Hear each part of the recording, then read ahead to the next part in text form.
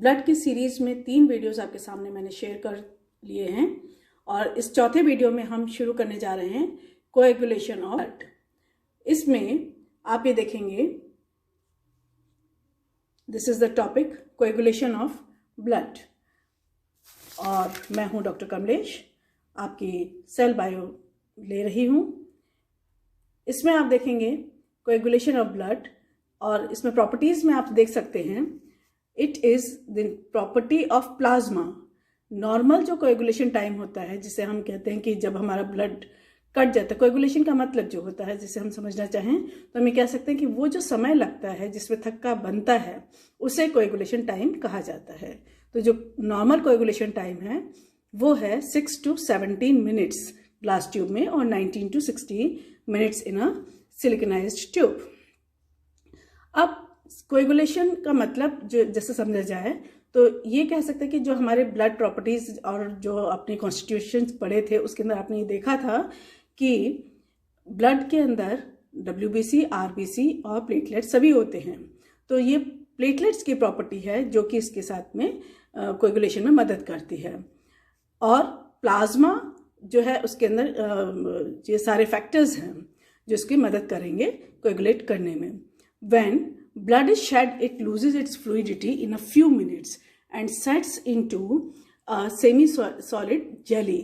ये जो जेली जैसी स्ट्रक्चर होती है इसको हम कोएगुलेशन या क्लॉटिंग कहते हैं। On further keeping for some time, जब हम थोड़ी देर के लिए इसको छोड़ देते हैं तो ये कुछ समय के बाद में जो बड़ा सा थक्का है ये प्रेस होकर छोटा थक्का बन जाता है और उसके बाद में उसमें से एक तरल सा पदार्थ निकलता है। उस तरल पदार्थ को सीरम कहा जाता है, SERUM, serum.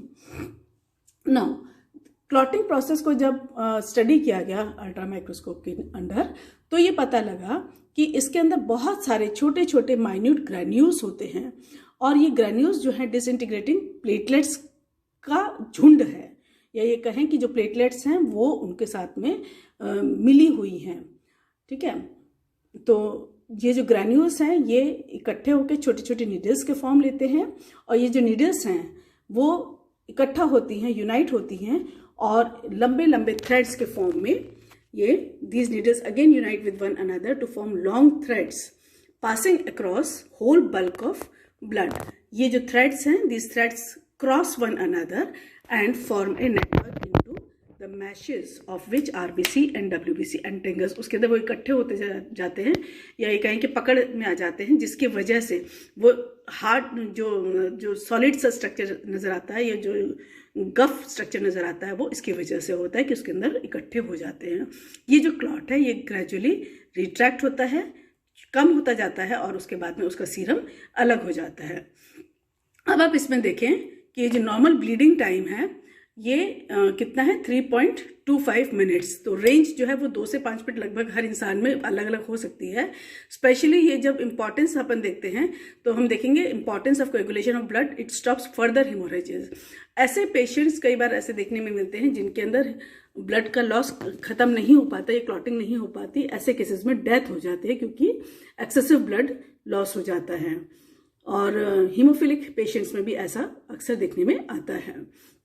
Mechanism of coagulation जो है वो एक अलग से एक बड़ा चैप्टर है जिसको मैं इसके बाद में इस अगले वाले वीडियो में ले लूंगी। और ये जो है 1940 में इसकी स्टडी की गई है एक कॉम्प्लेक्स प्रोसेस के रूप में। अभी आप जान लीजिए कि ये जो कमिटी है, एक इंटरनेशनल कमिटी जो कि इसके डिफरेंट फैक्टर्स के नामकरण की होगी, इसमें कौन कौन से फैक्टर्स काम कर रहे हैं और किस तरह से इसका क्लॉटिंग होती है। तो ये जो क्लॉटिंग फैक्टर्स हैं ये 13 क्लॉटिंग फैक्टर्स इसमें कार्य कर रहे हैं। इसमें देखिए क्लॉटिंग फैक्टर 1, इसका नाम फिब्रिनोजिन है, ये बहुत इंपॉर्टेंट फैक्टर होता है। Clotting factor 2 prothrombin, clotting factor 3 tissue thromboplastin या एक्सटेंसिक थ्रोम्बोप्लास्टिन, या इसको हम प्लेटलेट फैक्टर भी कहते हैं 3। It is derive from 2 sources, intrinsic या एक्सट्रिंसिक। अब ये जो प्रोसेस होती है इसके अंदर ये डेरिवेशन कहाँ से आ रहा है, ये टिश्यू जो है अंदर बॉडी के अंदर ही डैमेज हुई या बाहर से डैमेज हुई है, ये देखने वाली बात है। तो प्लाज्मा का है तो इंट्रिंसिक और बाहर का है तो एक्सट्रिंसिक। जिस भी जगह पे टिश्यू फटता है वहां पर ये थक्का बनता है। उस फटी हुई जगह से ये जो कॉर्पसल्स हैं वो बाहर की ओर निकलते हैं, और ये जो फैक्टर्स हैं 1, 2 एंड 3 ये सब अपनी कार्यवाही करके उसको रोकने की कोशिश करते हैं, जिसे हम क्लॉट कहते हैं। फैक्टर 4 का नाम calcium, factor 5 is labile factor या एक्सेलरेटर, ग्लोबुलिन या इसको हम ACG या थ्रोम्बोजिन या प्रो एक्सेलरिन भी कहते हैं। फैक्टर 6 जो वर्क करता है वो कहलाता है एक्सेलरिन। फैक्टर 7 का नाम है स्टेबल फैक्टर या प्रो कन्वर्टिन या precursor of serum prothrombin conversion accelerator, को थ्रोम्बोप्लास्टिन और ऑटो प्रोथ्रोम्बिन। इसके अलावा जो फैक्टर्स हैं वो हैं, देखिए, फैक्टर 8 एंटी हीमोफिलिक फैक्टर या इसको हम एंटी हीमोफिलिक ग्लोबुलिन भी कहते हैं, प्लेटलेट कोएफेक्टर या थ्रोम्बोप्लास्टिडोजिन भी कहते हैं। नेक्स्ट है फैक्टर 9 प्लाज्मा थ्रोम्बोप्लास्टिन कंपोनेंट या anti haemophilic factor B platelet. Factor 2 भी कहते हैं या ऑटो प्रोथ्रोम्बिन 2 भी कहा जाता है। नेक्स्ट देखिए आप इसके अंदर factor 10, this is factor 10 Stuart factor Prower या स्टुअर्ट प्रोवर फैक्टर, साइंटिस्ट के नाम पर इनका नामकरण किया गया, और इसको ऑटो प्रोथ्रोम्बिन 3 भी कहा जाता है। अगला फैक्टर है फैक्टर 11 जिसे प्लाज्मा थ्रोम्बोप्लास्टिन एंटीसीडेंट या एंटी हीमोफिलिक फैक्टर C भी कहा जाता है। Factor 12 Hageman factor, again scientist के नाम पर, या सरफेस फैक्टर जो कि टिप पर आता है, जो कि जिस जगह पे क्लॉट बना है वहां पर, या कॉन्टैक्ट फैक्टर या क्लॉट प्रोमोटिंग फैक्टर है। और फैक्टर 13 है लकी लॉरेंट फैक्टर या फाइब्रिन स्टेबलाइजिंग फैक्टर। ठीक है, ये वो फैक्टर्स हैं जो कि क्लॉटिंग में मदद करते हैं। रोल ऑफ थ्रोम्बिन अगर हम देखें तो thrombin is a homogeneous glycoprotein molecular weight 40,000 जो कि प्रोटीन की तरह से वर्क करता है। Fibrinogen in presence of thrombin is converted to fibrinopeptides and A and B and fibrin monomer which is presence of calcium ions. ठीक है, वो एक फाइब्रिन क्लॉट बनाएगा। और ये अभी मैकेनिज्म जब आप पढ़ेंगे तो वो इंसॉल्युबल फाइब्रिन से ये अमोनिया के प्रेजेंस में, और अमोनिया जो है वो एक्टिव फैक्टर 13 के प्रेजेंस में ये कन्वर्जन होता है।